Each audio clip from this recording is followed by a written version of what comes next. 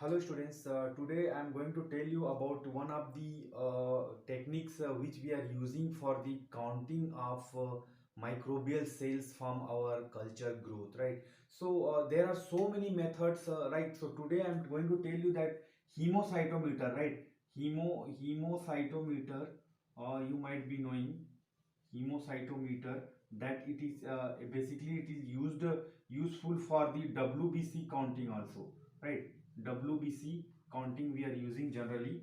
So here basically whenever we are culturing any microorganism into our culture growth, right? So there are so many microorganisms present. So when we want to predict what may be the concentration, what may be the number, basically here we are bothering about the number of cells present, right? So in this hemocytometer, what will be there will be the different areas, sections, it has been divided, you might be knowing, right? So here in this kind of section, what happened here is uh, it will further divided into the different sections, right? 16 sections like that. So in that what whenever from here we are taking the sample, and that we are dissolving into the water, right? Because here already cells are there. So here the cell sample, and when dilution we have to do with the water, and that suspension, right? Basically these are the suspension we have to make, and this suspension we have to load onto the hemocytometer. It will be like it will generally it will be like a H shape hemocytometer. It will be H shape like this.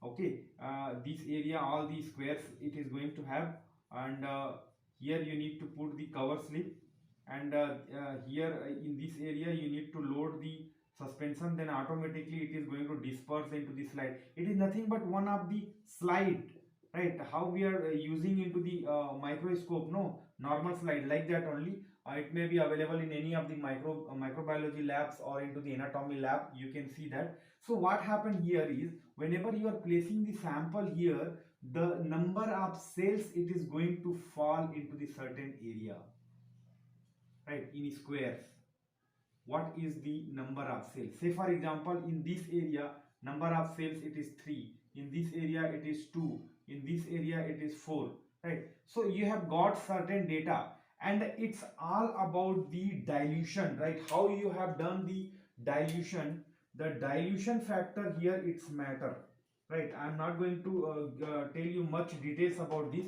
So if more dilution, less number of cell, less number of cell. If less dilution, more cells, right? That's what, how much dense your suspension which you have prepared, according to the number of cells it is going to fall into your square area of your Loomis chamber or your hemocytometer, right? So that number we are going to count, and it is going to help us this result. Suppose if you have done the what do you call, more dilution, right? So less number of cell you have got, for example 3, 2 and 4.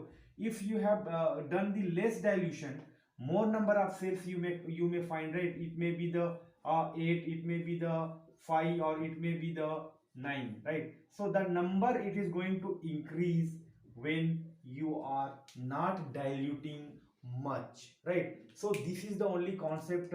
This hemocytometer, it will be like a slide, or it is a different chambers section it is divided. Actually it will be on total 9 section it will be there. In each section it will be having 16, 4 4 16 like that.